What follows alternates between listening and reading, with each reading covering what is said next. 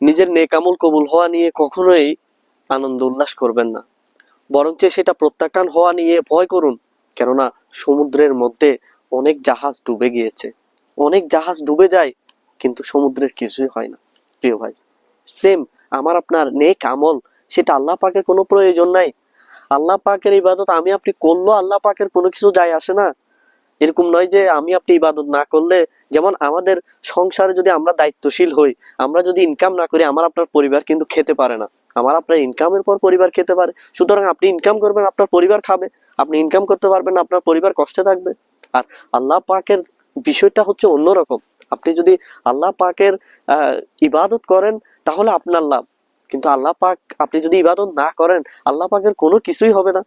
সুতরাং আপনার ইবাদত কবুল হওয়া নিয়ে ভাই আনন্দ করার কিছুই নেই, বরঞ্চ টেনশন করুন যে আমার আপনার এই আমল কি কবুল হয়েছে কিনা।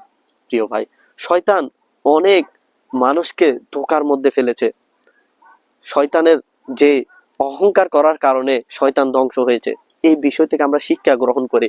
প্রিয় ভাই, আজকে আমাদের মধ্যে এই ভাইরাসটি অনেক বেশি, যে আমরা নেক আমল যদি একটা করতে পারি না, সেটাকে আমরা একদম সারা জীবন মনে রাখি। অমুকের কাছে বলি, জানিস আমি তো ওই আমলটা করেছি।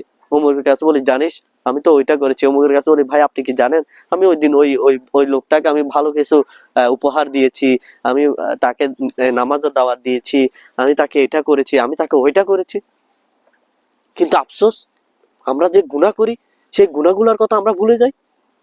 হায় আফসোস, যদি আমাকে আপনাকে কাল কিয়ামতের দিন এই গুনাহের কারণে, আমরা যে গুনাহ করেছি, যেগুলো আল্লাহ পাক গোপন রেখেছে, এগুলোর কারণে যদি আমি আপনি কাল কিয়ামতের দিন ফেঁসে যাই, আমার আপনার কি অবস্থা হবে? এই বিষয়ে আমাদের কোনো টেনশনে নাই। আর কোনো নেক আমল করতে পারলে আমি আপনি মানুষের কাছে ডোল ডোল ফিটে ফিটে এটাকে বলি, ভাই আমি এই আমল করেছি, অমুককে এই উপকার করেছি।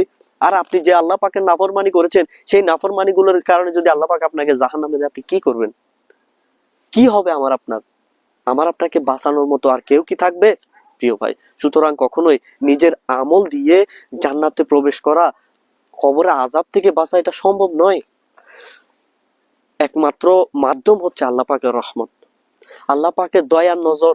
প্রিয় ভাই, আমরা এরকম অনেক ঘটনা শুনেছি না, যে আপনি যদি সাহাবীদের জীবন দেখেন, ভাই তারা কত নেককার ছিল, তারা কত নেককার ছিল। সাহাবা ইকরাম, আউলিয়া ইকরাম, এবং কি নবী আলাইহিস সালাম পর্যন্ত, নবীরা আল্লাহ পাকের প্রদত্ত, আল্লাহ পাক তাদেরকে স্পেশাল পাওয়ার দিয়েছে।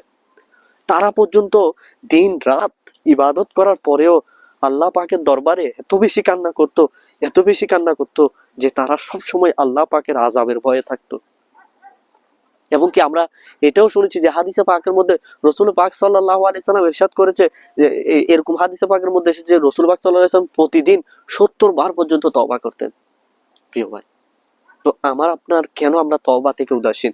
কেন আমি আপনি একটা নেক আমল করলে সেটা নিয়ে উল্লাস, অপরকে বলা, এগুলো নিয়ে আমরা মাতামাতি করি, কিন্তু আমার আপনার গুনাহের কোনো টেনশন আমার আপনার নেই। এমনও ঘটনা রয়েছে, আউলিয়া কেরাম তাদের জামা কাপড়ে পর্যন্ত লিখে রাখতো যে আমি অমুক দিন অমুক গুনাহ করেছি। হ্যাঁ, তারা লিখে রাখতো গুনাহকে, আর আমি আপনি গুনাহ ভুলে যাই, নেক আমল গুলা মনে রাখি। হায় আফসোস, হায় আফসোস, আমার আপনার কি হবে? আমার আপনার কি হবে? কাল কিয়ামতের দিন আল্লাহ পাকের দরবারে আমরা কি নিয়ে দাঁড়াবো? এই টেনশন আমাদের কারোই নাই, কারোই নাই ভাই। আসুন না আমরা আখিরাতে টেনশন করি প্রিয় ভাই, কেননা দুনিয়াটা ক্ষণস্থায়ী। আমাদেরকে অতি সত্বর অন্ধকার কবরে নামিয়ে দেওয়া হবে। হায়, ওই অন্ধকার কবর আমাদেরকে প্রতিদিন ডাকছে, কিন্তু আমার আপনার উদাসীনতা, আমি আপনি কবরের কথা ভুলে গিয়েছি, আখিরাতের কথা ভুলে গিয়েছি। প্রিয় ভাই আসুন না, তাই আমি একটাই কথা বলবো, নেক আমল করা নিয়ে বড় উৎসাহিত হওয়ার কিছুই নাই। তবে যে গুনাহগুলো করেছি সেগুলোর জন্য আমাদেরকে সবসময় অনুতপ্ত থাকা, আল্লাহ পাকের কাছে লজ্জিত হওয়া, তওবা করতে থাকা উচিত। আল্লাহ পাক আমাদের সবাইকে নেক আমল করার, গুনাহগুলো মনে রাখার, নেক আমল ভুলে যাওয়ার সেই তৌফিক দান করুক। আমিন, বিজাহি নবীল আমিন সাল্লাল্লাহু আলাইহি সাল্লাম। আসসালামু আলাইকুম ওয়া রাহমাতুল্লাহ। আপনি চাইলে এই ভিডিওটা শেয়ার করার মাধ্যমে অপর মুসলমান ভাইয়ের নিকট পৌঁছে দিতে পারেন।